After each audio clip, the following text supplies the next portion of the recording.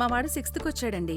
School మార్చాలి. ఎన్ని facilities ఉంటే ఏం లాభం? సబ్జెక్ట్లో అసలు స్టాండర్డ్సే లేనప్పుడు. మా అమ్మాయి స్కూల్లో అకాడమిక్స్ ఓకే అండి, కానీ అది తప్ప ఇంకేమీ లేదు. గ్రౌండ్ చాలా బాగుంది, కానీ వేరే యాక్టివిటీస్ చాలా వీక్. కంగారు పడకండి. రెసిడెన్స్ స్కూల్స్ తో మంచి చదువుతో పాటు all round development. Right age లో రైట్ ఫౌండేషన్ తో రెసిడెన్స్ స్కూల్స్ ఇప్పుడు హైదరాబాద్ అంతటా. పరాక్రమం వారి ఇంటి పేరు. మృత్యువుకు ఎదురు వెళ్లటమే వారి కర్తవ్యం. నిత్యం ప్రమాదాలతోనే వారి సయ్యాటలు. ఇప్పటికే మీకు అర్థమై ఉంటుంది మనం ఎవరి గురించి మాట్లాడుతున్నాము. ఇండియన్ ఆర్మీ శత్రువులు చొరబడటానికి వీల్లేకుండా దేశాన్ని అష్టదిగ్బంధనం చేసి సరిహద్దుల్లో నిత్యం మృత్యువుతో పోరాడుతూ ఉంటారు వారు. కానీ ఇండియన్ ఆర్మీ అంటే ఇప్పటి వరకు ఒక లెక్క, ఇక నుంచి మరో లెక్క అంటున్నారు ఉన్నతాధికారులు. ఎందుకు ఇలా అనాల్సి వస్తోంది? రండి చూసేద్దాం.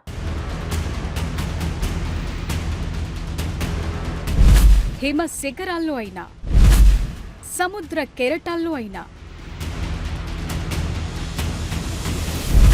దట్టమైన దండకారణ్యంలో అయినా, తట్టుకోలేని వేడి ఉండే ఎడారుల్లో అయినా,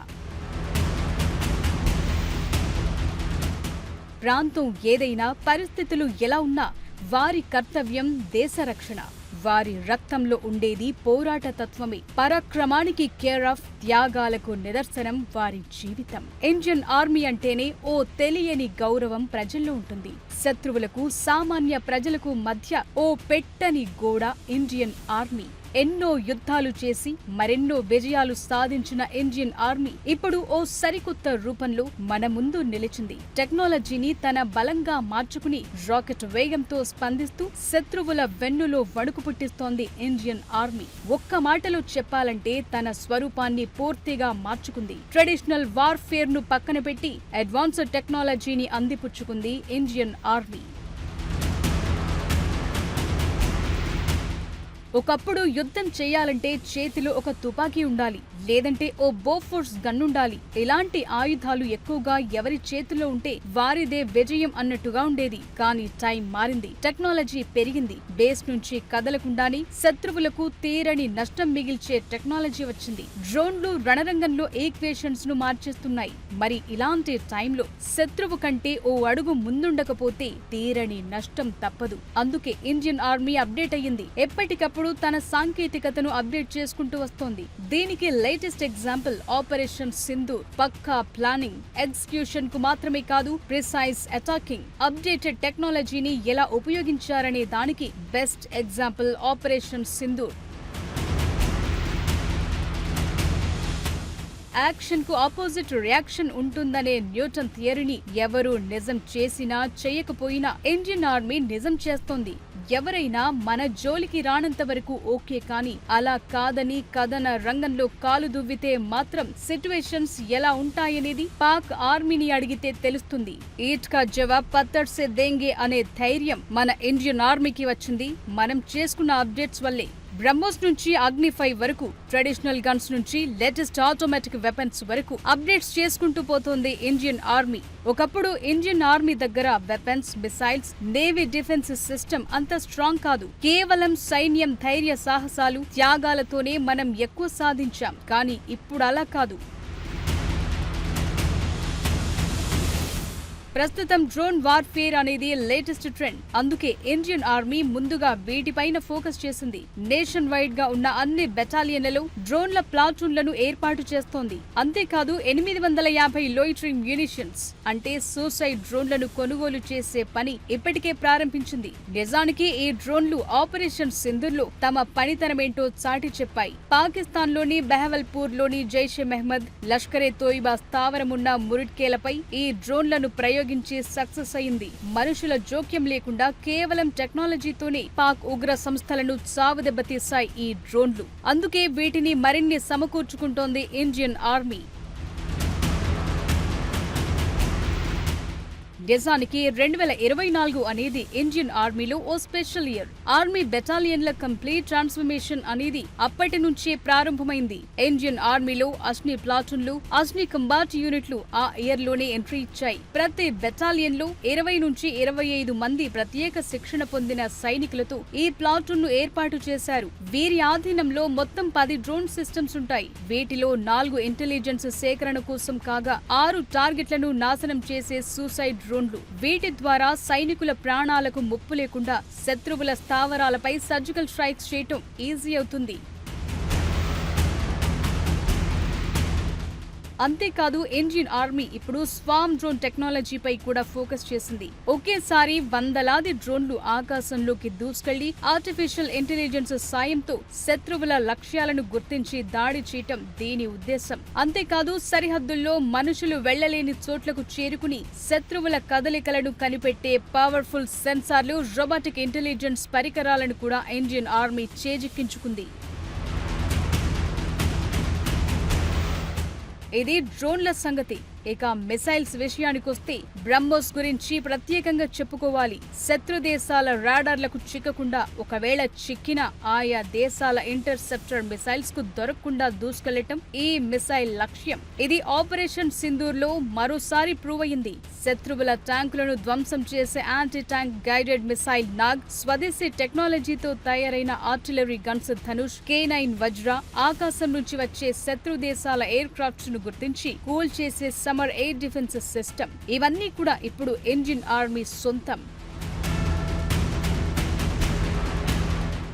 అంతేకాదు ఇప్పుడు సరిహద్దుల్లో చీమ చిటుక్కుమన్నా గుర్తించేలా అత్యంత ఆధునిక టెక్నాలజీని వాడుతోంది. ఫేషియల్ రికగ్నైజేషన్ టెక్నాలజీ ఉండే AI కెమెరాలను ఉపయోగిస్తున్నారు. మంచు కొండల్లో అయినా చీకట్లో అయినా శత్రువు కదిలితే చాలు వెంటనే అలర్ట్ చేస్తాయి ఈ కెమెరాలు. ప్రెడిక్టివ్ అనలిటిక్స్ తో శత్రువుల కదలికలను ఎప్పటికప్పుడు రికార్డ్ చేసి వారి దాడులను ముందే పసిగడుతున్నారు. ఎత్తైన పర్వత ప్రాంతాల్లో భారీ బరువులను ప్రస్తుతం సైనికులే మోస్తున్నారు. ఇప్పుడు వారికి ఆ భారం తగ్గించేందుకు రోబోటిక్ మ్యూల్స్, ఎక్సోస్కెలిటన్ రోబోట్స్ ని రంగంలోకి దించారు.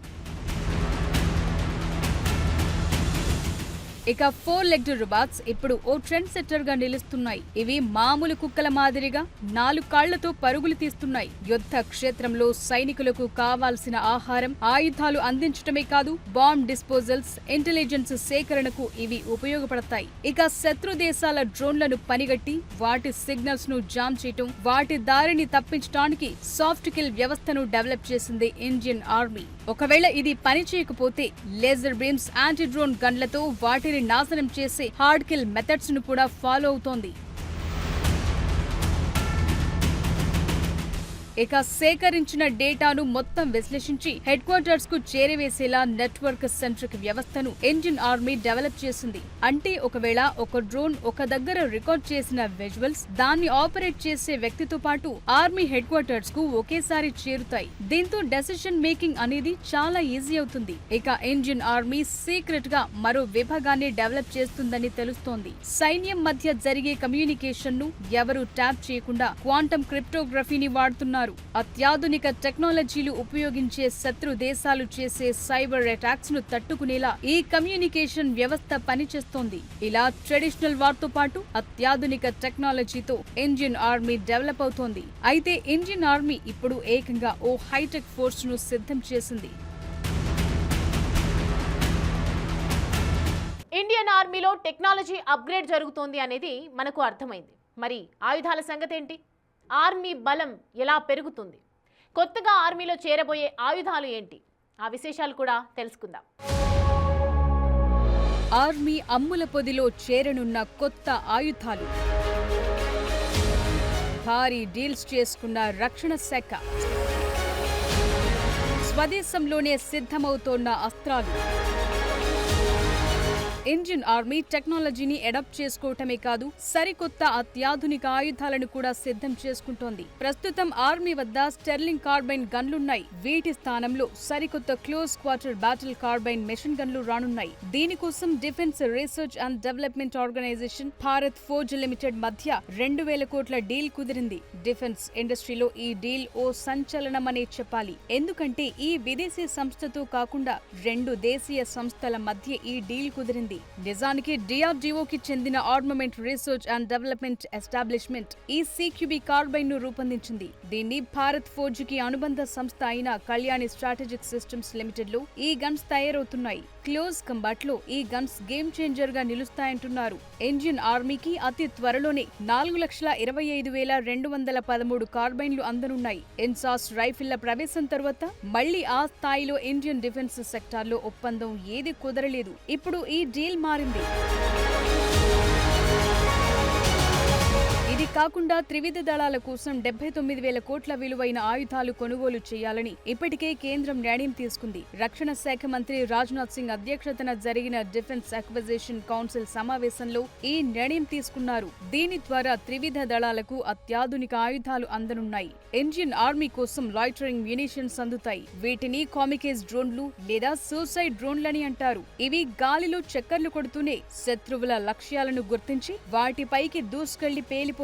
ఇక పినాకా రాకెట్ సిస్టమ్ కూడా అందనుంది. దూరంలో ఉన్న లక్ష్యాలను అత్యంత ఖచ్చితత్వంతో టార్గెట్ చేసి పేల్చేసే వ్యవస్థ ఇది. గైడెడ్ పినాకా రాకెట్లను భారీ సంఖ్యలో సేకరించనున్నారు. ఇక డ్రోన్ డిటెక్షన్ సిస్టమ్ కూడా ఆర్మీకి అందనుంది. శత్రువుల డ్రోన్లను గుర్తించి వాటిని జామ్ చేసే లేదా కూల్చివేసే వ్యవస్థను సరిహద్దుల్లో ఏర్పాటు చేయనున్నారు. ఇక లైట్ వెయిట్ రాడార్లను కొనుగోలు చేయనున్నారు. వీటి ద్వారా తక్కువ ఎత్తులో ప్రయాణించే శత్రు విమానాలు లేదా డ్రోన్లను కనిపెట్టడానికి ఈ అత్యాధునిక రాడార్లు ఉపయోగపడతాయి. వీటిని ఎక్కడికంటే అక్కడికి మూవ్ చేయనున్నారు. రాత్రి సమయంలో కూడా యుద్ధం చేసేందుకు వీలుగా T-90 ట్యాంకుల కోసం ప్రత్యేకమైన థర్మల్ ఇమేజింగ్ సైట్లను ఈ డీల్లో భాగంగా కొనుగోలు చేస్తున్నారు. ఇవి రాజస్థాన్ ఎడారిలో లేదా లద్దాఖ్ మంచు కొండల్లో అర్ధరాత్రి వేళ శత్రువు కదలికలను ముందే పసిగడతాయి. 5 నుంచి 7 కిలోమీటర్ల దూరం నుంచే మన ట్యాంకులు వాటిని గుర్తించే వీలుంటుంది.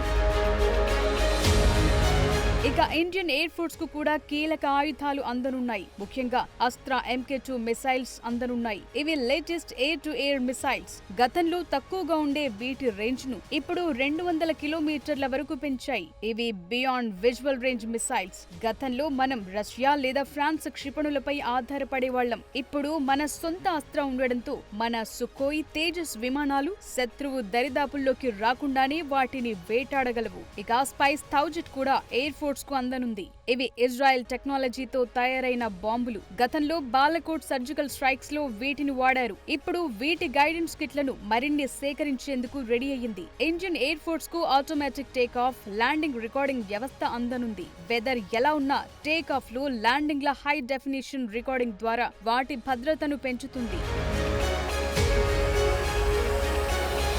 ఇండియన్ నేవీ విషయానికొస్తే సీ గార్డియన్ డ్రోన్లు అందనున్నాయి. అమెరికా నుంచి ఈ శక్తివంతమైన డ్రోన్లను లీజ్ కు తీసుకునేందుకు కేంద్రం గ్రీన్ సిగ్నల్ ఇచ్చింది. వీటిని ఉపయోగించి హిందూ మహాసముద్రంపై నిఘా వేసేందుకు ఉపయోగించనున్నారు. ఇక సాఫ్ట్వేర్ డిఫైన్డ్ రేడియోలను కొనుగోలు చేయనున్నారు. ఇండియన్ నేవీ షిప్స్ మధ్య సెక్యూర్డ్ కమ్యూనికేషన్ కోసం ఈ డిజిటల్ రేడియో వ్యవస్థ ఉపయోగపడుతుంది. ఇక ఈ ఒప్పందం కింద బొలార్డ్ పుల్టగ్లు వంటి పరికరాలు నేవీకి అందనున్నాయి. ఇవి పోర్టులో నావిగేషన్, పరిమిత ప్రదేశాల్లో ఓడలు, జలాంతర్గాములకు హెల్ప్ గా ఉంటాయి. వీటితో పాటు long range land attack cruise missiles సేకరిస్తున్నారు. సముద్రం మధ్యలో ఉండి నేల మీద ఉన్న శత్రు స్థావరాలను వేల కిలోమీటర్ల దూరం నుంచి అత్యంత ఖచ్చితత్వంతో ధ్వంసం చేస్తాయి ఈ మిసైల్స్. చైనా నేవీ షిప్స్ ని అడ్డుకోవటానికి ఇది ఓ బ్రహ్మాస్త్రమనే చెప్పాలి. ఇవన్నీ కాకుండా సరిహద్దు ప్రాంతాల్లో రోడ్లు లేని చోట కూడా సైనికులు వేగంగా ప్రయాణించేందుకు వీలుగా సరికొత్త వాహనాలను కొనుగోలు చేయబోతున్నారు. అత్యంత వేగంగా బుల్లెట్ ప్రూఫ్ వాహనాలను ఆర్మీకి అందించనున్నారు. ల్యాండ్ మైన్ దాడుల నుంచి కూడా రక్షణ పొందేలా ఇవి ఉండనున్నాయి. సరికొత్త టెక్నాలజీ ఉంది. అంతకు మించిన ఆయుధాలు అందబోతున్నాయి. మరి వీటన్నింటినీ పక్కాగా ఉపయోగించే స్పెషల్ ఫోర్స్ మన వద్ద ఉందా? దీనిపై ఇండియన్ ఆర్మీ దృష్టి సారించిందా? భైరవ్, ఇప్పుడు ఈ పేరు ఓ ట్రెండింగ్. అవును, ఇది కామన్ పేరైతే కాదు, ఇండియన్ ఆర్మీ స్వరూపాన్ని మార్చేయనున్న పేరు ఇది. ఇంతకీ ఈ భైరవ్ ఎవరు అనే కదా మీ ప్రశ్న. ఇది ఒక్కరి పేరైతే కాదు, 1,00,000 మంది భైరవులు ఇప్పుడు కథన రంగంలో తమను కదిలిస్తే ఖతం చేసేందుకు సిద్ధంగా ఉన్నారు. శత్రువుల గుండెల్లో నిద్రపోయేందుకే సిద్ధమైన భైరవ్ అనే స్పెషల్ ఫోర్స్ను కథేంటో తెలుసుకుందాం.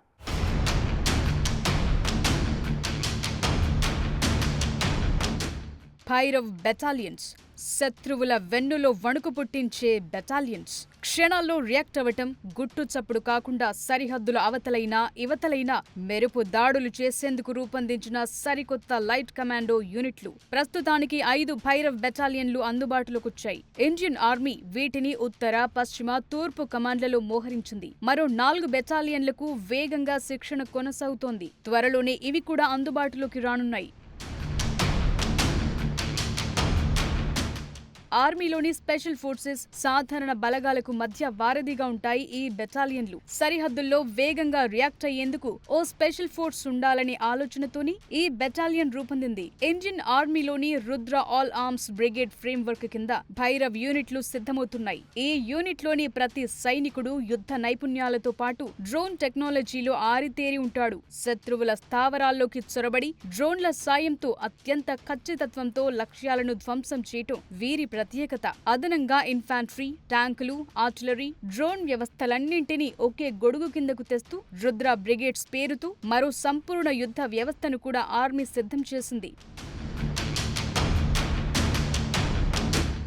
అఖండ్ ప్రహార్ పేరుతో ఇటీవల ఇండియన్ ఆర్మీ విన్యాసాలు చేపట్టింది. ఇందులోనే ఫస్ట్ టైం భైరవ్ బెటాలియన్ ను ఇంట్రడ్యూస్ చేసింది ఆర్మీ. ఇక ప్రపంచానికి తొలిసారి కనిపించేందుకు కూడా సిద్ధమైంది ఈ బెటాలియన్. గురువారం జరిగే ఆర్మీ డే పరేడ్ లో తొలిసారి కనిపించబోతోంది భైరవ్ బెటాలియన్.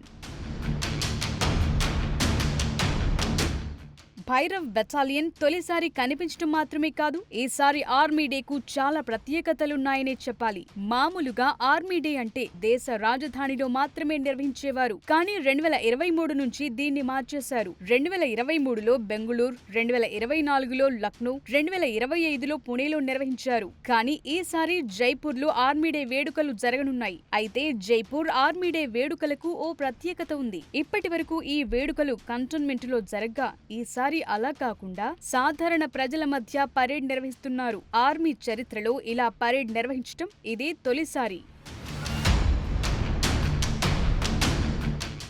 ఆపరేషన్ సింధూర్ ను సక్సెస్ఫుల్ గా నిర్వహించి ఈ ఏడాది ఫుల్ జోష్ లో ఉంది ఇండియన్ ఆర్మీ. అందుకే ఈ ఏడాది పరేడ్ లో ఆపరేషన్ సింధూర్ థీమ్ తో ఓ శకటాన్ని రూపొందించారు. అంతేకాదు ఈ ఆపరేషన్ లో వాడిన బ్రహ్మోస్ మిసైల్స్ తో పాటు ఇతర ఆయుధాలను కూడా ప్రదర్శించనున్నారు. ఇప్పటికే ఆపరేషన్ సింధూర్ కు సంబంధించి ఆర్మీ చీఫ్ ఉపేంద్ర ద్వివేది సంచలన వ్యాఖ్యలు చేశారు. ఈ ఆపరేషన్ ఇంకా కొనసాగుతోందని, ఇంకా ముగియలేదన్నారు. As you may be aware, Operation Sindoor remains ongoing. Any future misadventure will be resolutely responded to. Here I must acknowledge the proactive role of all stakeholders at the national level, including CAPFs, agencies, civic bodies, state administration and other ministries, whether it's MHA, MAITI, Railways and many more. Operation Sindoor was the best example of tri-service synergy under clear-cut political directive and full freedom to act or respond. So operation Sindoor కొనసాగుతోంది. ఎప్పుడు ఎలాంటి పరిస్థితి వచ్చినా ఎదుర్కొనేందుకు సిద్ధంగా ఉన్నామని army chief చెప్తున్నారు. ఇక ఈసారి పరేడ్ లో మరో స్పెషల్ అట్రాక్షన్ రోబోడాగ్స్. ఇంటెలిజెన్స్, బాంబులను నిర్వీర్యం చేయడం కోసం ఉపయోగిస్తోన్న రోబోటిక్స్ డాగ్స్ కూడా స్పెషల్ అట్రాక్షన్ గా నిలుస్తాయని చెప్పొచ్చు.